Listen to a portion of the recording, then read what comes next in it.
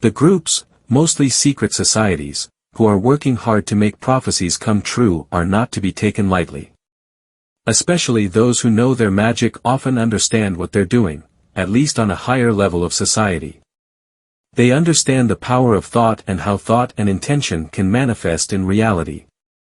Those who are skilled take assistance from demons and nonphysicals to help them provoke the catastrophes and changes necessary to fulfill the perpendicularly inserted blueprints from the future on a linear timeline, followed by vector-inserted and intended thought forms from past to future and vice versa. The more power they can put toward that timeline, the more likely it is that it manifests and not only fades away as a probable one. So, I emphasize that the only really serious problems we may have in regards to 2012 or the years that follow would be if we let these black magicians decide our future. People may say, how can we stop them? We are not as powerful as they are and we know nothing about magic. It is true that most people know nothing about magic, but it's not true that we are less powerful than them. I would say quite the contrary. Our problem is that we don't use the powers we have but let others make our decisions. This is why it's so devastating for the children when we constantly make decisions for them. This is one of the reasons we are sitting in a jam. The kids, when they grow up, expect someone else to be the decision makers for them, and quite often, it is still the parents, even when the kids have grown up. Instead, let the kids make their own decisions as much as possible and guide them instead and support their dreams and visions from when they are very little. Of course, interfere when they are doing something that is not ethical and explain to them why it's not a good idea to do what they did, what the consequences of their actions are, and protect them from themselves and others when necessary. But I see way too often that parents still solve the kids' problems when they are adults. This makes the parents all-powerful. And of course, when the parents are not there, they give the grown-up children their power away to somebody else. I think the reader can see the point I'm making. If we all started realizing how powerful we are, and how strong our fires can burn inside of us if we only give it all a chance, the magicians would be failing in no time, because there would be no room for them. If we are creating our own timelines, far from the prophetic ones that lead us straight to hell, including the ones in the Bible, the timeline the Syrians have given power to for so long will diminish to a probable timeline, which then will fade away and cease to exist. The multiverse no longer has any place for it, because not enough energy is transmitted onto it. This is the easiest way to do it. Keep yourself informed of what's really going on, not what the media say is going on, but don't endorse anything that you don't want to bring into being. However, to be able to do so, you must, and I can't emphasize this enough, you must have a strong vision of which probable future you want to live in. Make sure you have it all planned in your mind, and if applicable, in the physical universe as well. Then, whatever happens in your life, contradicting your vision, throw it out. Don't fall for temptations that are leading you astray. Keep your goal of your own future intact and restate it to yourself on a daily basis, and when times are rough, do it several times a day.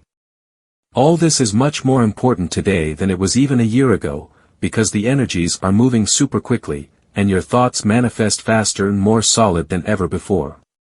So no sloppy thinking.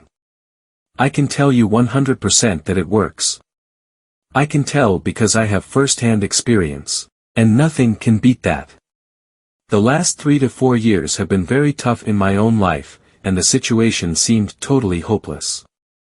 Then I came up with this idea in my own mind of how I wanted this to progress, and what my learning process in this was. I set a straight goal of how I wanted things to be in the very near future, and I put a very strong intention there that my goal was going / to be reached. I felt inside that something very powerful happened, because when this situation would turn around, it was going to lead to something I couldn't dream of before. So, life went on, but with one big difference. As soon as something happened, or someone had ideas that countered my goal, I always said, no, that's not what I want. I want this. I didn't accept anything which did not lead directly towards my goal, and it worked like a clock. It wasn't even that hard. Now I have almost reached the goal altogether and only have a little bit left to go, but what is left to be accomplished is relatively easy to accomplish, and there is nothing that can stop it from happening, it's just some small things that need to get in place, which they will.